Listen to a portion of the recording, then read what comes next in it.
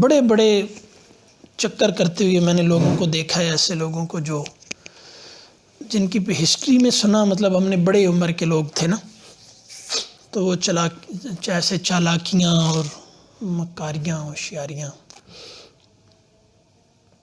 کرتے رہے۔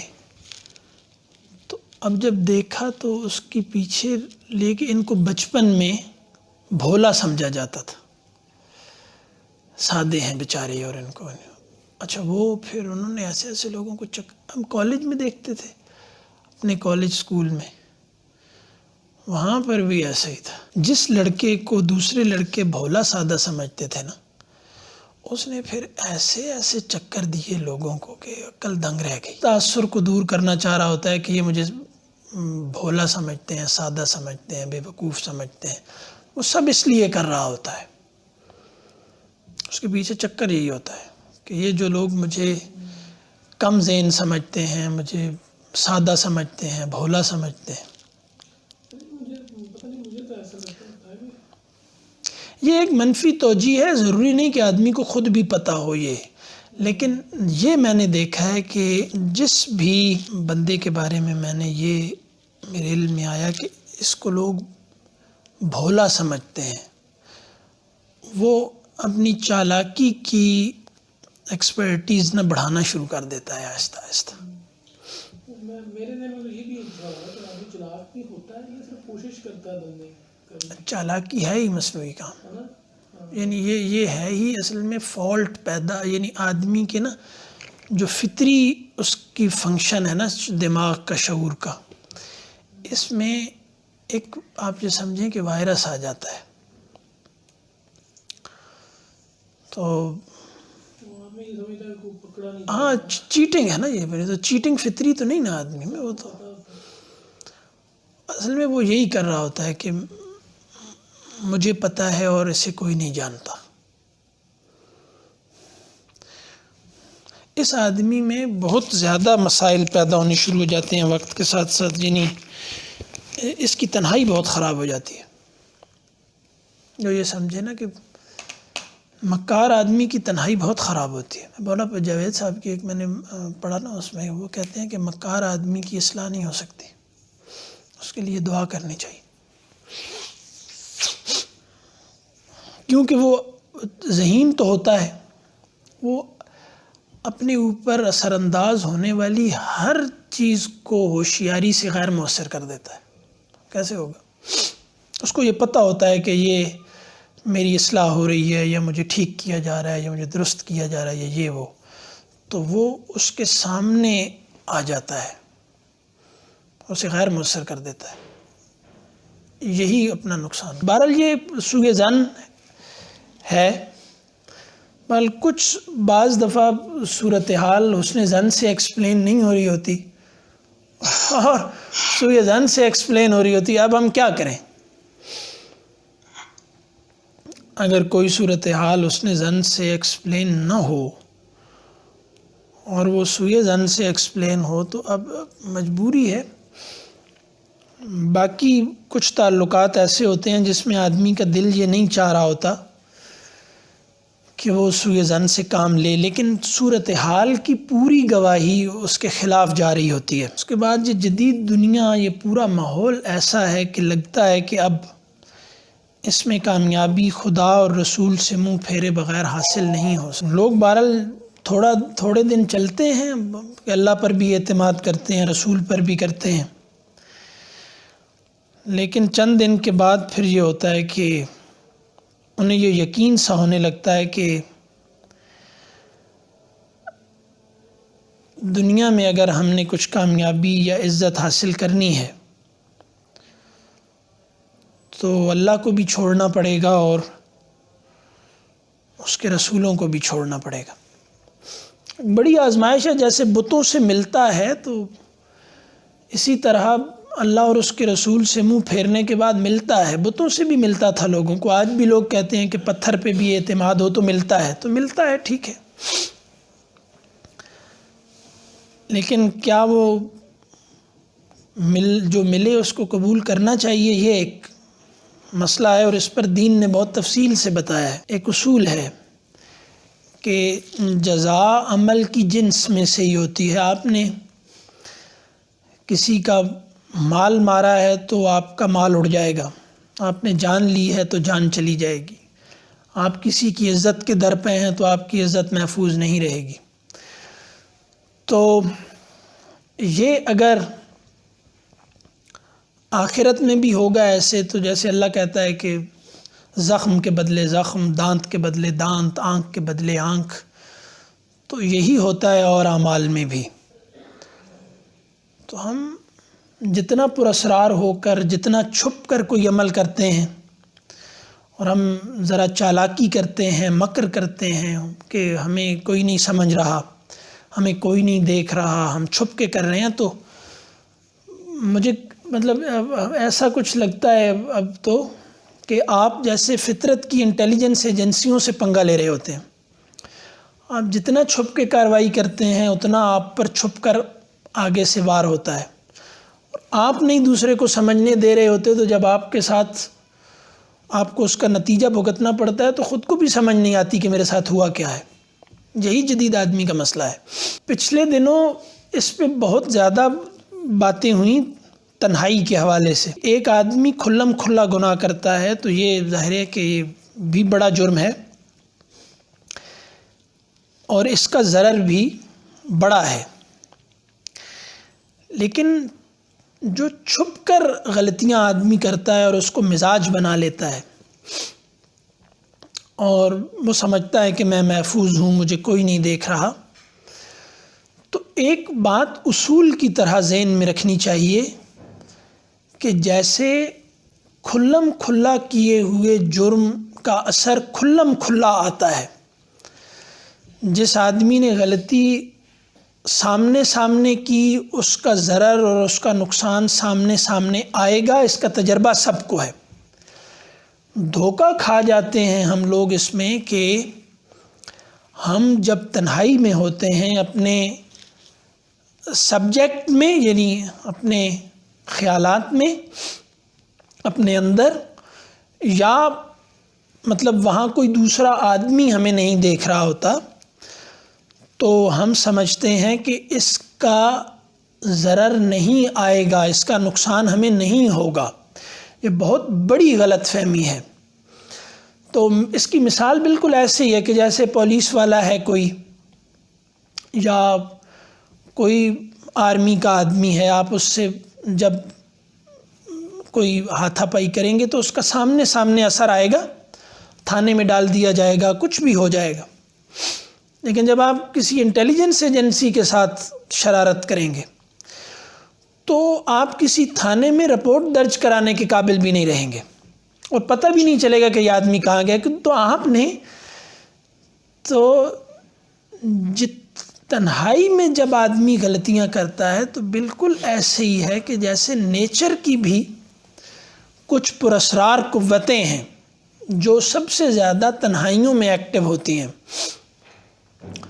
تو جب آپ یا ہم جب تنہائی میں غلطی کر رہے ہوتے ہیں تو ہم فطرت کی ان قوتوں کو چیلنج کر رہے ہوتے ہیں، تو وہاں سے ضرر بھی اتنا پراسرار آتا ہے. مطلب تنہائی ایک پراسرار شے ہے. تو اس کے بارے میں بہت بڑے بڑے لوگوں کا، تابعین، صحابہ، کئی بڑے اہل علم کا اس پہ بیانات موجود ہیں کہ ہم نے جو غلطیاں تنہائیوں میں کی ان کا اثر ہم نے اپنی سواریوں میں دیکھا، ان کا اثر ہم نے اپنے غلاموں میں دیکھا. وہ لوگ تو بڑے لوگ ہیں تو وہ دیکھ لیتے ہیں، لیکن ہم دیکھ نہیں سکتے. دیکھے گا، آپ دیکھیں رسول اللہ صلی اللہ علیہ وسلم نے دنیا کو الٹ کر رکھ دیا، زیر و زبر کر دیا.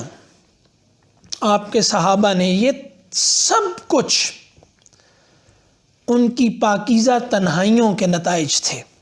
یعنی غار حرا ایک تنہائی ہے، شیب ابی طالب ایک اور طرح کی تنہائی ہے. یہ دونوں تنہائیاں ہیں. ان کی پاکیزگی اور ان تنہائیوں کی حفاظت نے اس قابل کیا ان لوگوں کو کہ انہوں نے بہت ہی مختصر وقت میں بہت بڑے بڑے نتائج پیدا کر کے دکھا دیے. ہم لوگ اس قابل اس لیے نہیں ہوتے. اب ہم سب کو تجربہ ہے کہ ہم جو گناہ کرتے ہیں، جو غیر اخلاقی حرکتیں کرتے ہیں، ان سب کے نتائج ہمارے تجربے میں ہیں. نہیں تجربے میں تو ہماری اچھائیوں کے اور نیکیوں کے نتائج ہمارے تجربے میں نہیں ہیں. اور لوگ یہ اب کہتے ہیں کہ کوئی نتیجہ نہیں نکلتا.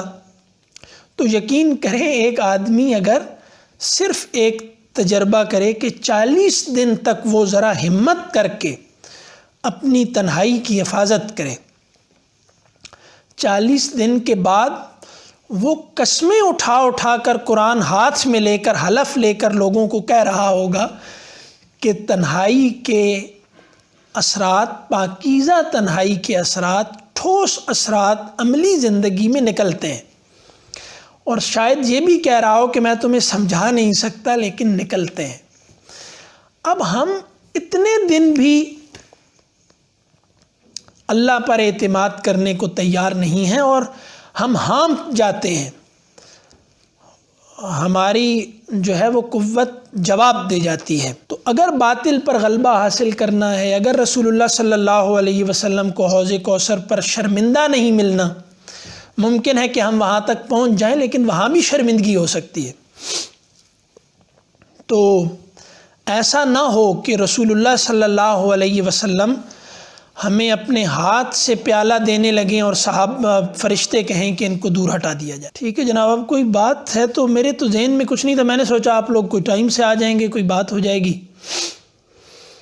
تو آج بھی کوئی سوال تو نہیں ہوا، کوئی ہے تو کر لیں. جب آپ سے امام احمد جاوید فرماتے ہیں کہ غلط جواب نہیں اتنا ہوتا مضر صحت انسان کی صحت کے لیے جتنا غلط سوال ہوتا ہے.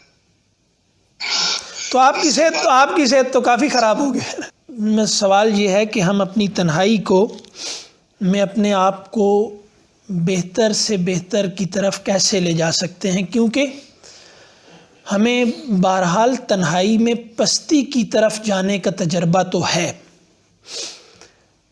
تو لیکن اب ہماری تنہائیاں اس طرح کی ہو گئی ہیں کہ اپنی تنہائیوں میں جو سیلف ایلیویشن ہے اس کا کوئی تجربہ ہم کو نہیں رہا. سب سے پہلے اگر آپ ابتدا ہی میں بہت بڑے بڑے منصوبے بنا لیں نا تو وہ قابل عمل نہیں رہتے.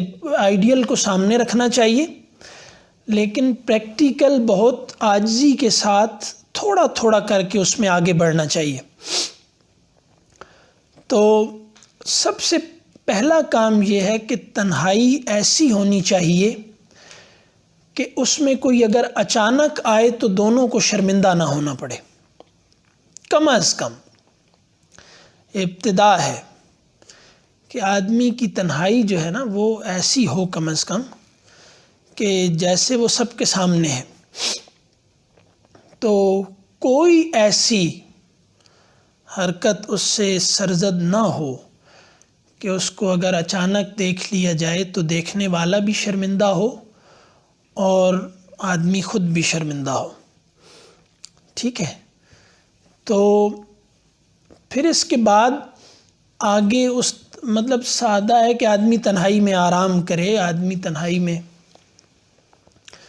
کتابیں پڑھے، کچھ بھی کرے، لیکن اس میں وہ کم از کم تنہائی کو خراب نہ ہونے دے. بس مطلب اب یہ میں اس کی وضاحت میں نہیں جا رہا، یہ سب کو پتہ ہے کہ اب تنہائی کی خرابی کا سب سے بڑا سبب کچھ جدید آلات ہیں. تو ان سے اگر ہم بچنے کا بندوبست کر لیں تو ہم یقیناً بہتری کی طرف جائیں گے. یعنی تنہائی میں کچھ جدید آلات نے ہمارے مطلب ہمیں کسی قابل نہیں چھوڑا. تو جس کے لیے اس کا ضرر ثابت ہے وہ اس سے بچنے کی کوشش کرے، اور یہ ایک مسلسل کوشش ہے. اس میں اللہ سے دعا کرنی چاہیے، سچے دل سے دعا کرنی چاہیے، اور اللہ مدد کرتا ہے. اور پھر اس پر عمل کی کچھ تدابیر کرنی چاہیے. ہر آدمی اپنی اپنی ضرورت کے مطابق کر سکتا ہے. تو ایک تو ان سے بچا جائے. پرانے لوگوں کی تنہائی اتنی برباد اور خراب نہیں تھی. یہ زیادہ آج کل زور اس پہ کیوں دیا جا رہا ہے اور اس کو زیادہ نمایاں کیوں, اس بات کو زیادہ سامنے لایا اس لیے جا رہا ہے کہ کچھ جدید وائرس ہیں تنہائی کے جو پہلے نہیں تھے. تو پہلے لوگ اتنے برباد نہیں ہو رہے تھے اپنی تنہائیوں میں جتنے اب ہو رہے ہیں. تو کم از کم ان جدید آلات سے بچنے کی کوشش کی جائے. اس کے بعد جب ہم یہ بچنے میں کچھ کامیابی حاصل کر لیں گے تو پھر انشاءاللہ اگلے راستے خود بخود کھلنا شروع ہو جاتے ہیں. صرف ایک کام آدمی کر لے کہ جہاں سے یعنی اس کو نقصان ہو رہا ہے وہاں سے وہ بچ جائے تو باقی راستے اس کے لیے خود بخود آسان ہونا شروع ہو جاتے ہیں. تو پہلا کام صرف یہ کیا جائے کہ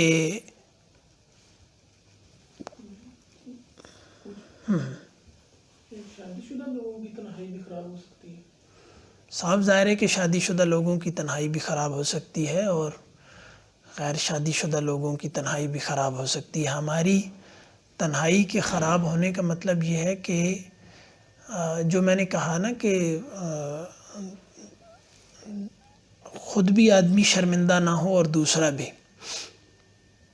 تو اس پر تمام لوگوں کا اتفاق ہے کہ کچھ ایسی تنہائیاں ہیں جس میں دوسرے کی مداخلت لازماً ناجائز ہے. یعنی دوسرے سے مراد یہاں تیسرا ہے اور کبھی دوسرا ہے. ٹھیک ہے. تو کوئی بھی ایسی تنہائی جس میں پورا عرف, انسانی عرف متفق ہو کہ اس میں کسی اور کی مداخلت جائز نہیں ہے, تو ظاہری بات ہے کہ وہ مداخلت کرنے والے کے بارے میں حضور نے فرمایا کہ اس کی آنکھ پھوڑ دی جائے. یعنی اگر آپ صلی اللہ علیہ وسلم نے فرمایا جو تانک جھانک کرتا ہے تو میرا دل چاہتا ہے کہ میں اس کی آنکھ پھوڑ دوں, یعنی جو جھانکتے ہیں. تو یہ تو سخت ممانعت ہے ان لوگوں کے لیے جو ایسی تنہائیوں میں جو جائز تنہائیاں ہیں یا جو بعض دفعہ جائز آپ کہہ لیں تو ضروری تنہائیاں ہیں. ٹھیک ہے.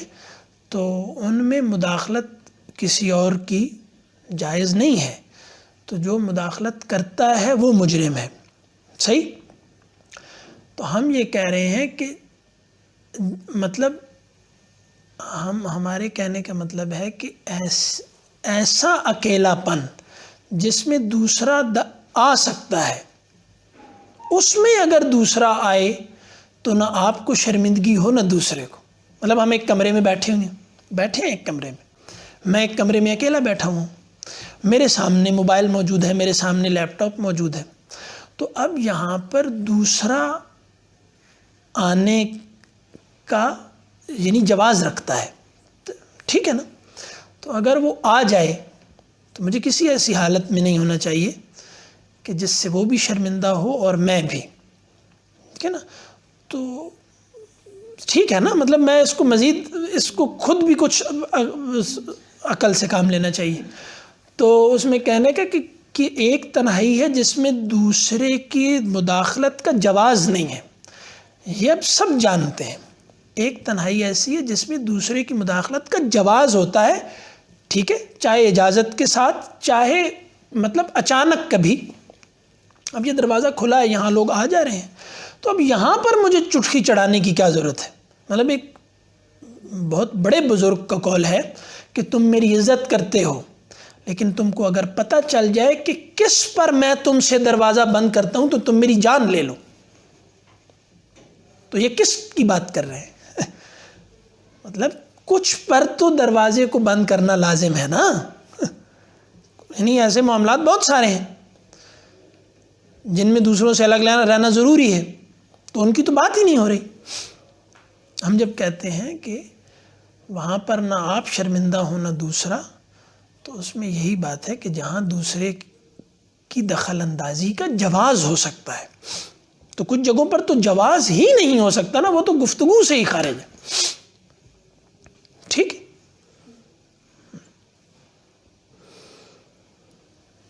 اور اور باقی یہ ہے کہ تنہائی کسی کی بھی خراب ہو سکتی ہے، ہر ایک کی تنہائی مطلب اس کے اندر خرابی کے رجحانات کے مطابق ہی خراب ہوگی نا. ہر آدمی کرپٹ ہونے کا ایک رجحان رکھتا ہے اور اسی کے مطابق اس کی اصلاح بھی ہوتی ہے. ہر آدمی کے اندر کرپشن ایک طرح سے پیدا نہیں ہوتی اور نہ ہی ایک طرح سے اصلاح ہوتی ہے. ٹھیک ہے، تو ہر آدمی کے ساتھ مختلف بس ایک چیز میں سنجیدہ کرنے کی ضرورت ہوتی ہے کہ جن باتوں کو آپ سمجھتے ہیں مضر ہیں ان سے بچیں، تو اگلے راستے اور تدابیر خود آپ پر کھلتی چلی جائیں گی. یہ جو آدمی، یہ ایک اور خطرناک مرض ہے انسانوں کو، وہ یہ کہ یہ جو چاہ رہا ہوتا ہے نا کہ مجھے دوسرا بتائے، دوسرا ہی میری اصلاح، وہ تو خود کو سب سے زیادہ جانتا ہے. اکثر اوقات وہ چالاک آدمی ہوتا ہے، وہ مطلب اس میں ہوتا ہے کہ دوسرا مجھے بتائے. تو اب وہ چالاکی یہ کر رہا ہوتا ہے کہ مجھے دوسرا کس کس زاویے سے دیکھ رہا ہے اور میں نے اس زاویے سے چھپنا ہے. اکثر یہ ہوتا ہے، میں یہ نہیں کہہ رہا کہ سبھی ایسا کرتے ہیں. آدمی، سچا آدمی وہ ہوتا ہے جو اپنی اصلاح میں سنجیدہ ہو، اور اس کو جب وہ اس پہ سنجیدہ ہے تو اس کو اس کی تدابیر ضرور سوجھیں گی، تو دوسرے اس کے معاون ہوتے ہیں. لیکن اگر وہ کہے کہ بس تم نے مجھے بتانا ہے، تو میرے سامنے تو اگلا آدمی مکمل طور پہ نہیں ہے نا، تو وہ کچھ ظاہر ہے، کچھ چھپا ہوا ہے. تو وہ میں جیسے جیسے اس کو بتاتا چلا جاؤں گا کہ، اور یہ اناڑی لوگ کرتے ہیں کہ تم میں یہ مسئلہ ہے، وہ اتنا اتنا مجھ سے چھپتا چلا جائے گا، اور کہیں 5 سال بعد اور 10 سال بعد ظاہر ہوگا کہ اس نے اپنے آپ کو ٹھیک تو نہیں کیا تھا، اس نے تو اپنے آپ کو چھپایا تھا.